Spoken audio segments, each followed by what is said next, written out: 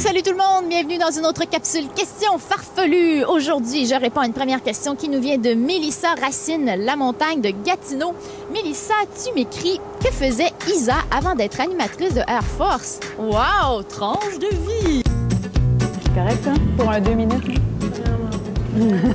Alors là, après ça, tu décores, tu mets par-dessus, si c'est la saison, des fruits comme dans mes filles, tu mets des framboises. Allô?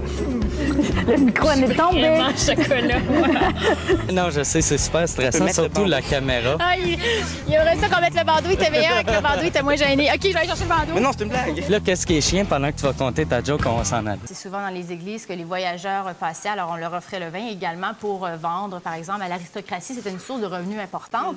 Et on se rappelle à cette époque-là, et pendant longtemps, les villageois payaient la dîme à l'église. Et une façon de payer la dîme, c'était... de donner de leur raisin, j'imagine. Exactement.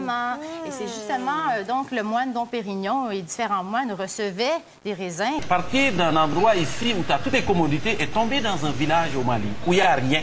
Ouais. Qu'est-ce qui pousse quelqu'un à faire ça? C'est vraiment intéressant ce que tu dis parce que pour moi, ça a été mon retour dans le luxe et dans le confort qui a été plus dur encore qu'une fois que je suis arrivée là-bas en Afrique.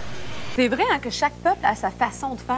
Ben oui, puis chaque rite, chaque coutume, chaque tradition, chaque pratique a un sens. Moi, j'ai réservé la première nuit de Montréal, mais simplement la première nuit, parce qu'après, une fois sur place, il suffit de se promener, on voit que les habitants de certaines maisons ont un petit logo Casa Particular. Et même à la fin, ils reçoivent un certificat d'aptitude.